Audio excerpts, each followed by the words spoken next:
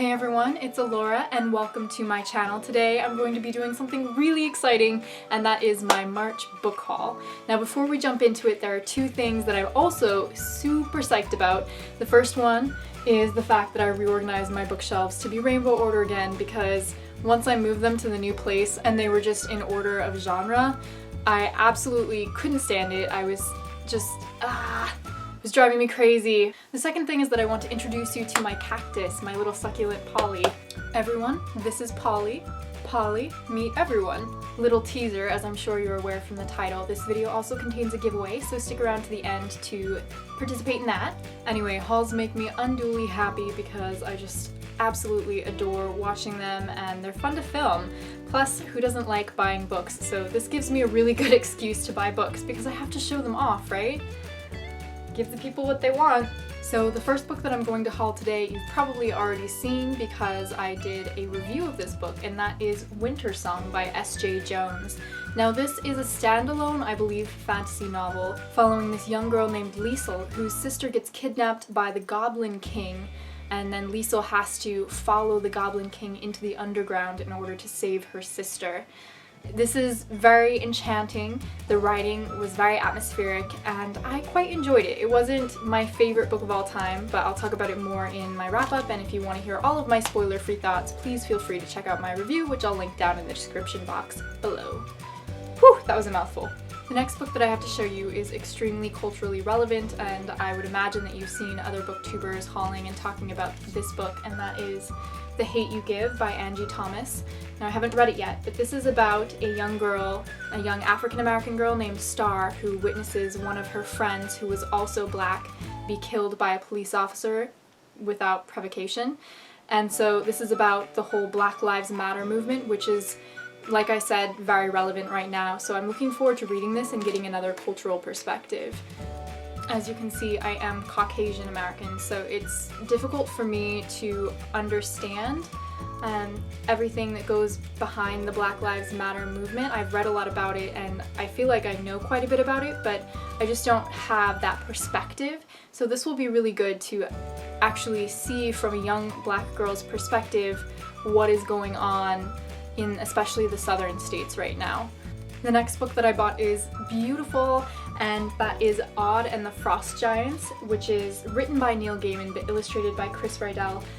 I can't even express to you how excited I am to read this. I read The Sleeper and the Spindle, which was a retelling of Sleeping Beauty. This, I'm not sure if it's a retelling of anything. I'm really excited to see all of the pen and ink drawings and become engrossed in Neil Gaiman's fantastical writing style once again. So I'll let you know how this goes. I'm very intrigued by this next book that I picked up, and it's actually a poetry collection written by Kate Tempest, who has won the Ted Hughes Award for poetry in the past. So this book is called Hold Your Own, and it is a sequential poetry collection, so it's following one person's story throughout the entirety of the book. Apparently it's derived from this classical mythology of Tiresias, which is a person that I don't know anything about, but I guess he was a blind prophet who also spent years of his life as a woman, or living as a woman. So this is also culturally relevant. I'm not generally a huge fan of poetry, but I've been trying to push myself to read some things that are a little bit out of my comfort zone this year. Some of my favorite books from last year were books that I didn't initially think I would like, but just had heard such raving reviews for, and they were so lauded that I decided to pick up and really ended up enjoying. So that's why I decided to get this one. Also, even though my Goodreads goal is technically set at one book per week for the entire year, I really would love to someday read 100 books in a year, and I kind of have a feeling that this could be the year that I could do it, and so this is short, which is helpful, but also important and lyrical, I'm sure. It has far more merit than just quickly adding to my Goodreads count.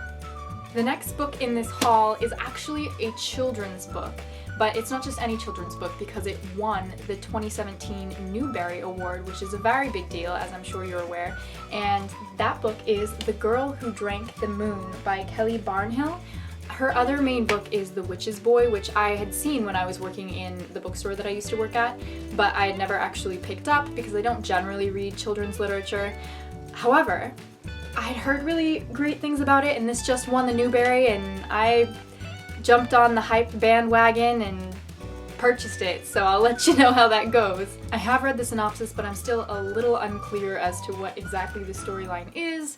There seems to be a witch, and the people of this village sacrifice a baby to the witch every year, but the witch is actually kind.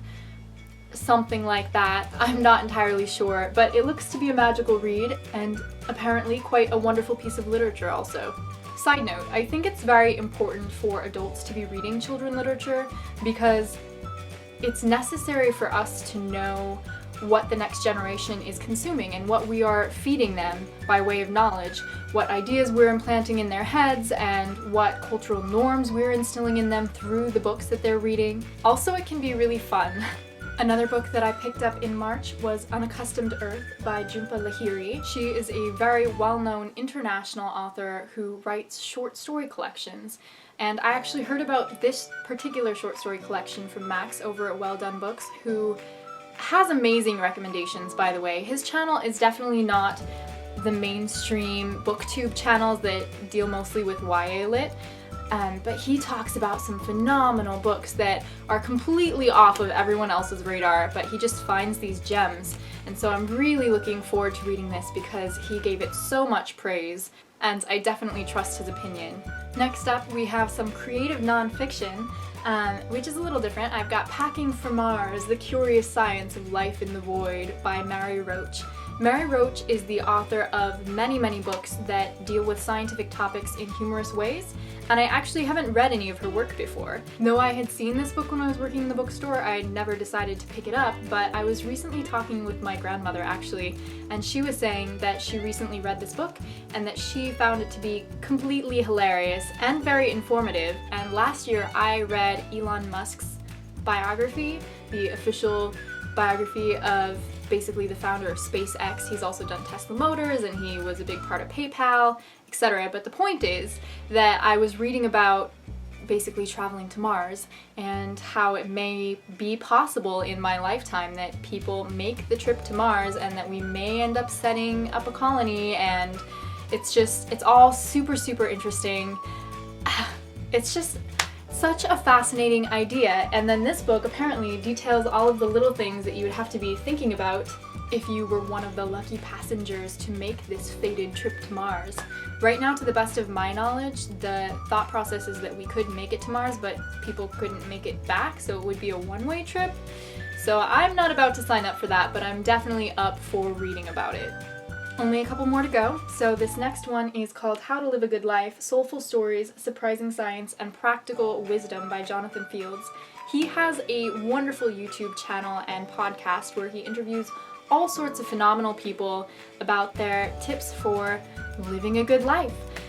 So I decided to pick up his book because I guess he just kind of coalesces all of this knowledge that he's gained from all of these great individuals and put it together into one compact guide on how to live your best life. Anywho, if you've been here for any length of time, you know that I really love reading self-help, self-empowerment, self-improvement type books. So I'm really happy to get my hands on this one. Now, the very last book that I purchased this month is one of my favorites, and it's actually a rebuy because I originally had purchased it in hardcover and I read it twice, loved it, gave it to my mother, and you know, now I want my own copy. So I decided to buy another copy of that, and that is Big Magic by Elizabeth Gilbert. It is a book for creative individuals on how to channel your inner creativity.